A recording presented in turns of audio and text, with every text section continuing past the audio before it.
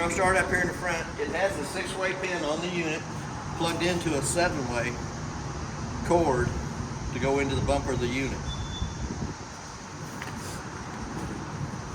It has a manual way to crank any of the jacks up or down.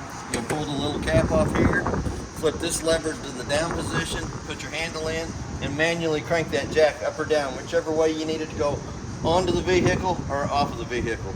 There is a manual way to crank the jacks up or down. We're going to go into the hot water heater compartment next. I get my fingers to work. On the hot water heater, there is a filter underneath the yellow caution sign here on the left-hand side.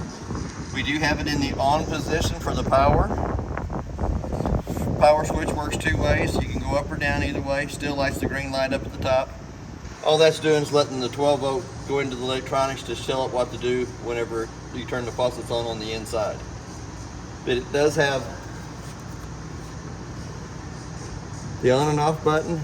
You have a pop-off valve out here that you can pop open to make sure that it has air, water coming out of it instead of air.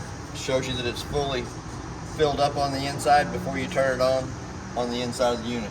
The second compartment is where your water tank will fill. The same key does your water fill compartment, does your front door. It's what I call key-alike. One key does all the outside compartments. Then your power cord is next. It goes on, makes a quarter of a turn. You can see the red light on top indicating it has power coming to it. There is also on the plug that plugs into your wall unit, green light on it. When you plug it in, it has a green light and a red light. The green light means it's wired properly that you're plugging into. The red light will tell you if it's not wired properly. Then you also have your park cable hookup and satellite hookups to the outside out here. We're going to go right up to the top of it. For the stove range to work properly, the 2 tabs have to be flipped up, allows the flapper to flap. But when you're traveling down the road, you'll want to push those back in, lock them into place. That way it don't sit there and flap till it breaks its way out. Then you got your city water connect that you can hook to with a water hose and regulator. Never have to fill the fresh water tank on it. Work right off the water pressure going to that hose. One more down here at the bottom is the black tank flush. So when you're dumping your holding tanks, when you get to the black tank and dump it, you can hook a water hose and regulator to that connection, and it will help clean out the inside of the black tank only. Spins around on the inside, cleans more of the toilet paper and debris out of the inside of the black tank only. Then this is the outside of your furnace. Going to have hot air coming down here below it. We do have an off door or a door side scare light. It's 2 different colors. It'll either be bright white or amber. All depends on which way you turn the switch, up or down. Then we have an outside shower that gives you hot and cold running water out here to the outside of the unit. It will have to be winterized when you winterize the unit since it is on the outside of the vehicle. We're going to come around to the dump station. The black valve is your toilet tank. The gray valve is the kitchen sink, bathroom sink, and shower water. The first 2 clear hoses is your low water drain points, hot and cold side. Then the second, third one is the drain for the fresh water tank. They all have little T-valves up on top. And that's your little dump station. We're going to slide right on past the front door. It does have a pretty good sized storage compartment on this side here. And it is key-alike. One key does everything.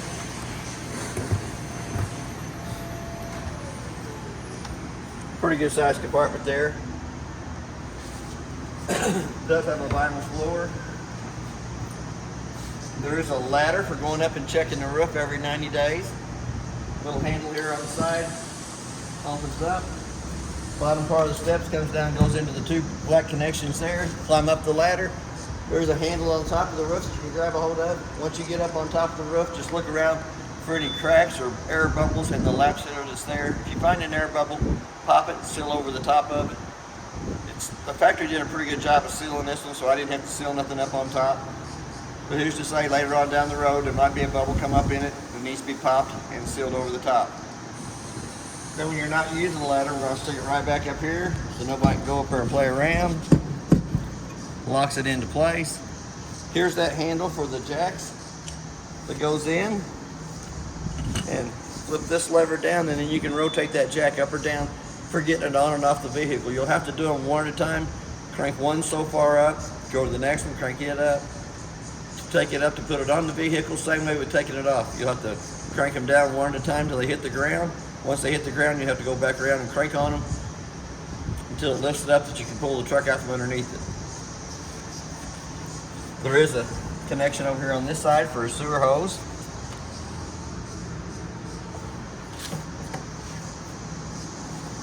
We're going to slide right past the window for a minute. It does have 2 outside speakers. I'll just show you more about that on the stereo. Stereo has 3 speaker positions, A, B, and C. A is your auditorium, B is your bedroom, and C is your outside speakers. Here again we have the amber and clear lens on the off door side. We're going to go into the propane compartment. One 20-pound propane cylinder is full except for what we use to service the trailer. And it also has a quick disconnect here on the outside with the T-handle on it, shutting it off. In case you wanted to have a barbecue grill, fish fryer, or something like that working out here, working off your 20-pound propane cylinder. And it is an even flow regulator, so it don't have a light that shows you when it's full or when it's empty. Best way to check these when they're full or empty is pour a hot cup of water down along the side and then leave a water line where the liquid propane is on the inside of it.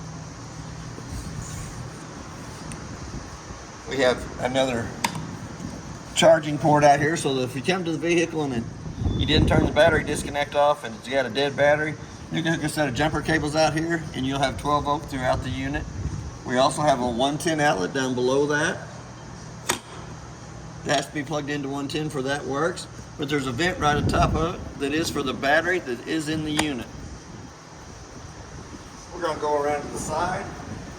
There's nothing up underneath this side over here to show you. It does have the steps already attached to it. I'm going to put the key back in the front door. As we step up into the unit, it has a working fire switch. Right hand side as we step in. The first light switch here above us turns the light right above us on. The exterior lights, if you turn them this way, they should be amber. There'll be 2 in the back, or 1 in the back and 1 on each side. They are amber right now, ain't they? They are. If you flip them down, they're bright white.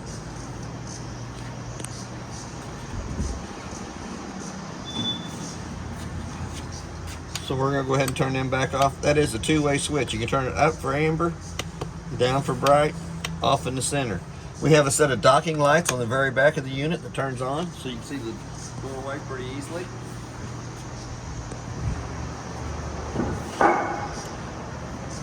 And then the last switch is for the backup camera, to turn the backup camera on.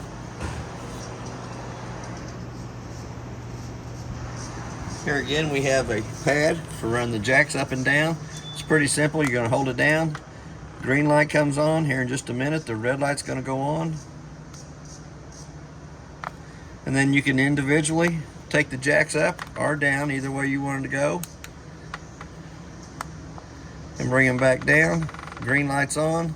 If you hold that button until it turns red,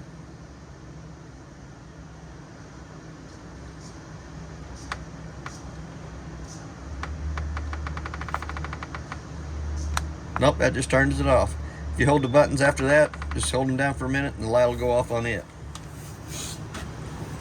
As we come up into the unit, all the rest of the lights have little tabs on the side that turn them on and off. Since the table area is what they consider a bedded area, they do have a fire escape window. It's pretty simple. Turn all 4 of the handles in the up position. Slides out. Does have a little cranking mechanism here on the side for holding the window out if you just want to let air into the unit.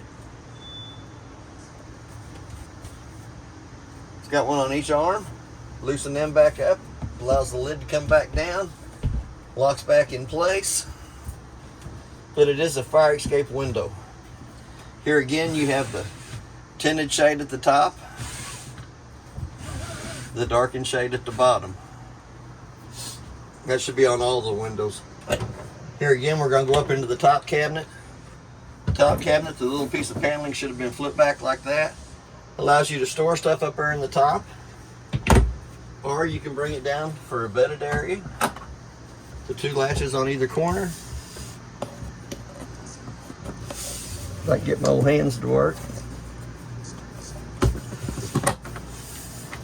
Allows the top to lay down. The little piece of plywood up at the back lays over the 2 doors. The matting for the back of the dinette comes up and lays down up there for a smaller bed. Tabletop comes off the pedestals. Pedestal comes up.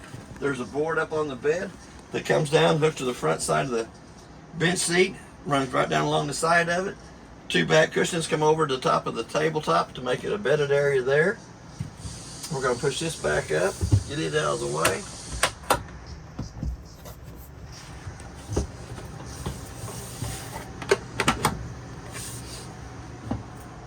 When the tabletop's not in use, it can be stored up underneath the mattress up on the bed. We have a backup camera. Pretty cool on the backup camera. You have to have the little button for the camera to be in the on position.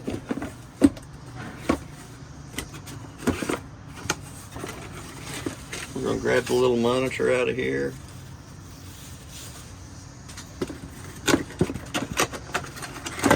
Going to get our little 12-volt charging port.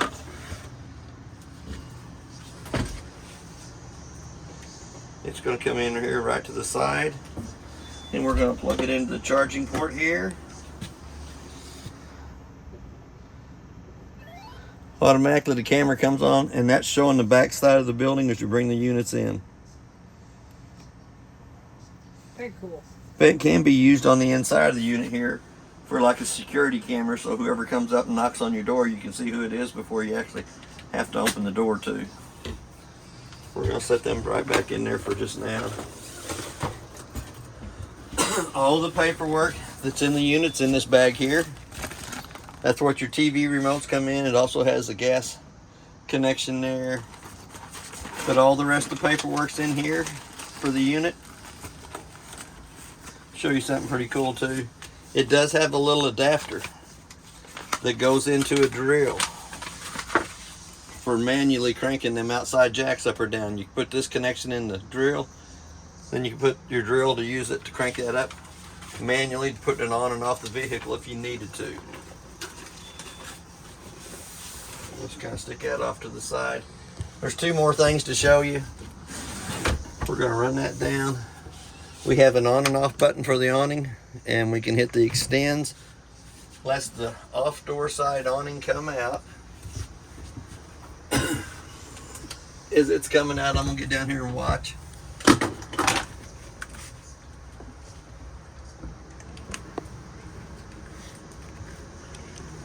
Looking out the door side window, you can actually see the awning go out.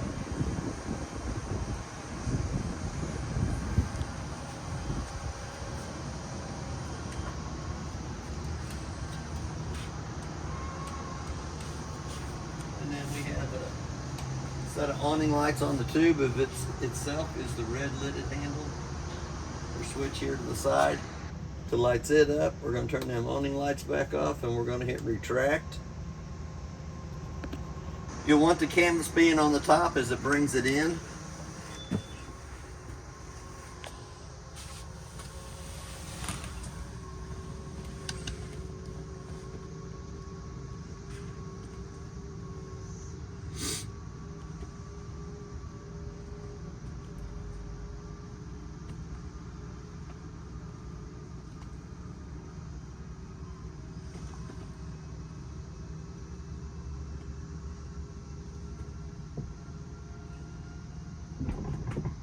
And then you can actually hear it hit the side of the unit when it closes itself up. We're going to step right above it. We're going to go up into the refrigerator. It has an on and off button that turns it on and off. We're going to turn it off. We're going to turn it back on. Lights all the lights up on it. Goes to auto, which is the 110 side of it. We can bring it up to DC for working off the battery. We can bring it into AC, which is the 110 side of it. And if we hit the third button over, automatically kicks it over to gas. For any reason it does not light on gas, the check light should come start flashing here in just a minute. Then to the far right hand side is your settings for the refrigerator from 1 to 5. I usually let it run on the 5 till it gets cold enough, bring it back down to 3, which is in the medium of that. We kicked over to gas because the gas light come on. Check light didn't come on, so it went ahead and lit. We're going to take it right back off of gas, back over to 110. We're going to flip the little lever at the top, open it up. When I had my thermometers in it a while ago, it was 35 degrees in the bottom and -10 in the freezer. Pretty good little freezer section. Doesn't come with the fruit drink, that's fine. Forgot to take it out. We're gonna come over to the breaker box. The breaker box is pretty simple. It's marked on the side of the lid with your 30 amp main being your first one on the left-hand side going to the right. Car fuses from the top to the bottom are marked on the lid exactly what they are. And they give you a couple spots at the top, I think 3 spots at the top that don't have anything in it, in case you wanted to add another 12-volt appliance to the unit. Pretty good size storage on the left-hand side. That is adjustable, so you can change the height of it. That's where your battery is. It also has a battery disconnect to the lower right-hand corner, so that when you're done with the unit and you're not going to be back in it, you can push that little button to the inside. That cuts all the 12-volt off coming from the battery to the unit. We're going to flip around to this side over here. It does have a bathroom with a toilet, shower, and a sink. The light that turns it on is to the right-hand side of the door. We have a vent in the bathroom that you can pull down on the handle, push the little black button, turns the little fan on inside of there to pull the moisture from the inside of the shower out. Here again, there's a connection there for going down into the plumbing. Hook the hose back up here, you have a shower working off the sink faucet. Hot water on the left-hand side, cold water on the right-hand side. We're going to come back out into this area. It does have a knurled knob that cranks this fan up, brings it up. Little black button turns the fan on in it to kind of help pull some of that moisture from the bathroom to the outside of the unit. Then we got a little closet space up at the top, a little drawer at the bottom. The instructions for the steps gives you a little fork and knife spoon holder. The connection down below that is to the back side of the furnace and to the venting.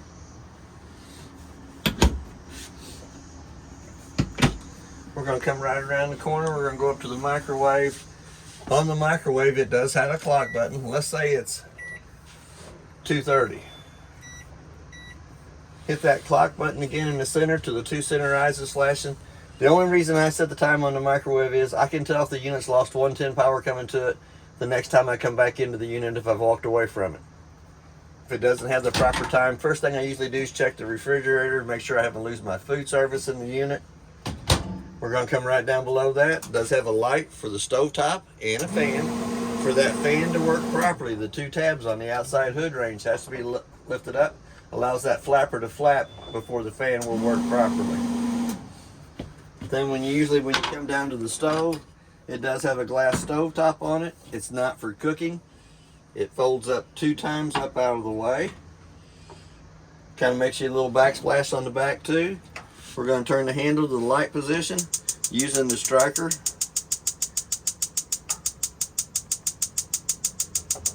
Can't remember if I turned that gas on or not. Evidently I didn't. But all 3 burners up on top can be lit with the striker on the left hand side, and so can the oven. On the oven you have to hold down on the button while you're lighting the striker to light the pilot on it. Once the pilot's lit, let it burn for about a minute, which heats the thermocoupler up right above it. Then you can dial it up for the temperature you want it to be at too. Pretty little cabinet space off to the right hand side of the microwave. Always tell everybody spices, little canned goods, stuff like that. The light above the sink has to be turned on by hand, has a little on and off switch on the front of it. We're going to come back up to the top. It does have 2 USB ports and a charging station at the top. We're going to come over to the monitor panel. We're going to check the battery life. Shows you the battery's fully charged. To get an accurate reading on that battery, you'll want to have the 110 line unplugged, then push the battery button. Anytime it's plugged into the 110 line, it's going to show you fully charged. Here again, we're going to come up to the fresh tank. Pushing the button on it shows you that it's emptied. Black tank's showing you this still got 2/3 of the tank left in it.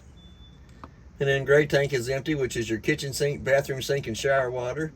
It'll say low or empty down here at the bottom. As they fill up, they'll show 1/3, 2/3 full on the blue lights. The red button to the right-hand side of that turns the water pump on between the freshwater tank and the faucets. The connection right to the right side of that is your Truma heat, water pump, and AC. When you turn it on, it's going to show you the little motor home with the water tubing on side of it. You're going to push it. It's going to tell you you can either use the heater, the furnace in the unit.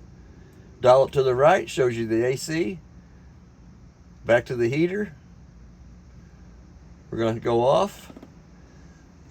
We're going to come back up to it. If you want the hot water heater, you go to the little water symbol with the thermometer sticking in it. All you have to do is move your knob around to it. It does have a fan on it. It will show a little match light right here at the top of it for when it lights on gas. It'll also have a propane bottle off to the side of it, and it'll have a little fan light at the top that circulates.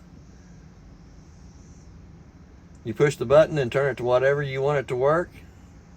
We're coming to that. We're going back to off. We're coming back on to on. We're going to turn it back to the off. But that determines too which way. We're going to go back to the little motor home with the thermometer on it. We're going to turn it on. We're going to turn it to the AC. It does have a remote for the AC that turns it on and off. Works off the little blue or black light right above us. We're going to turn it on.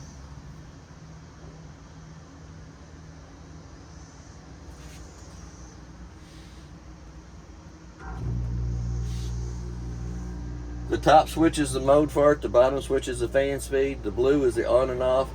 The up and down, plus and minus, is the temperature that you can set it to. I'm going to go ahead and turn it right back off.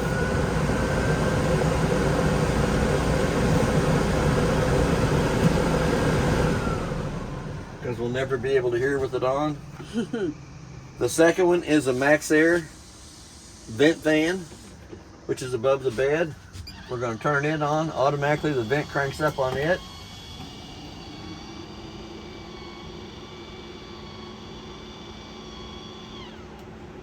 And then the fan has 4 settings on it.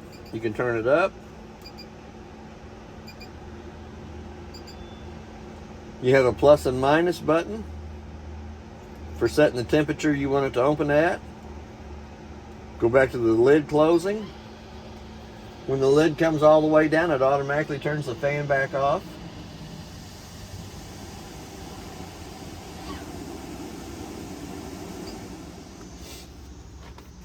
The bigger remote is for the TV.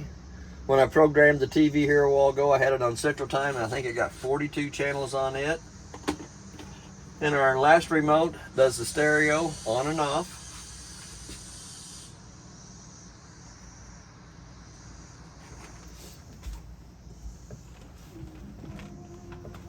And on the stereo, there's 3 different zones. We're going to go to C, which is what it's on right now. We're going to turn it down to where it goes off. We're going to come back to A, which is auditorium. That's the speakers right above us. If you went to zone B, which is your bedroom, you'll dial it up.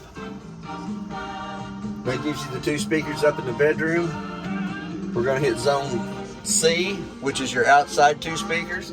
Shows you that its volume's turned off on it. We're going to crank it up. We're going to come back into the zone for volume A. We're going to crank it down. We're going to turn zone B off. We're going back to zone C, which is your 2 outside speakers. And you can hear them. They crank up to, I think, 40. Drives the other guys in the shop wild. They don't like to hear it. But it'll also play a DVD between the stereo and the TV. The stereo has a HDMI cord hooked to it. The TV has an HDMI cord to it. You'll have to use the smaller remote to play your DVD. You'll have to also Take your biggest remote and change the settings on your TV from TV to AV1. Here again, we're going to go up into the master bedroom. Bed's not made, but it does have a fire escape window on the off door side. In case something would happen, you can't get to the outside, you pull the red handles up on it, the window slides open, allows you to escape off the door side of the unit. It does have 2 lights above the headboard that have to be turned on. Got a little push button on either side of that. It does have a little rack over here to the right hand side. Right above us is the antenna booster, which is working. The power's onto it. It's got 1 little blue light showing on it. This little tabletop comes off the top of the bed, goes between the bench on either side, and runs down along the side over the top of the switches on that side there for a smaller bed. Does have the padded vent covers that attach to the vents in the ceiling. One in the hallway. We also have a pull handle for the awning that's on the back of the unit. Looks like get to the outside, and we'll open it up for you too.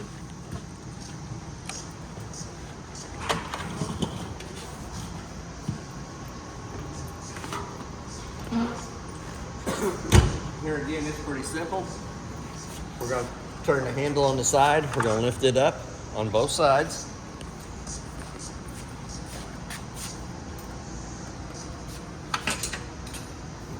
If I could get my old crippled hand to work. Now that both the handles are in the up position, it does have another locking mechanism right down below it. Push it to the up position. We're going to take our little awning wand. We're going to come right back above the door. Grab a hold of the bike strap, and on the way out, you can pull and let go of it anytime you want. It's not going to slam back up.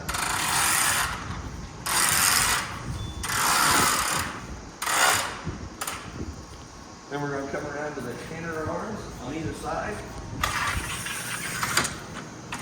We're going to let it slide through to the little clip comes through the outside there. We're going to stretch down on it just a little bit, put a little tension on it. Go over to the other arm, do the same thing.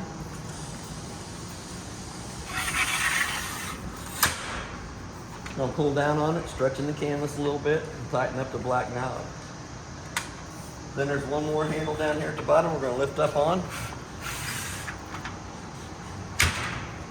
Let it slide about 1/3 of the way up.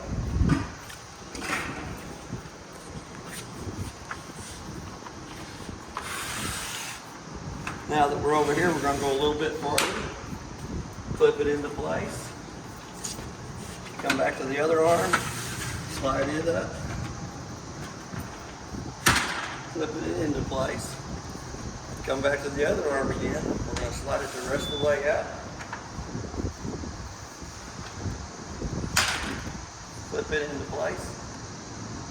Nice little awning on the back side of the unit. We'll keep water from getting inside the door.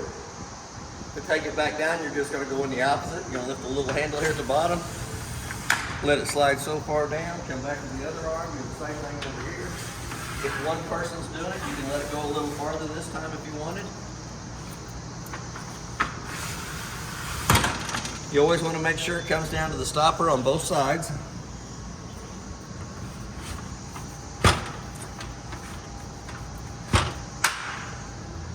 Now if I can get out.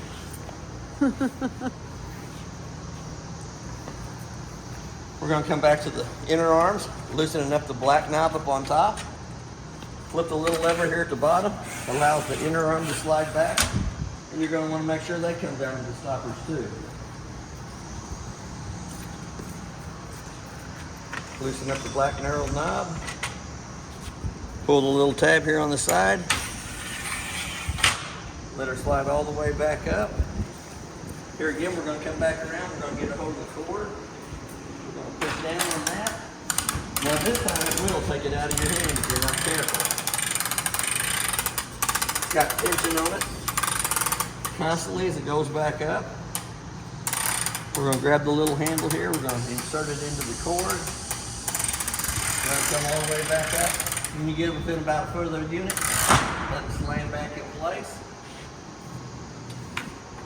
We're going to come back to the arms. We're going to flip them down, lock them in place. This one over here, you might have to pull down on that a little bit more. Flip and lock it in place. Not too bad. That's basically about everything about your unit. If you have any questions, I'll try to answer them the best that I can. Thank you for your time.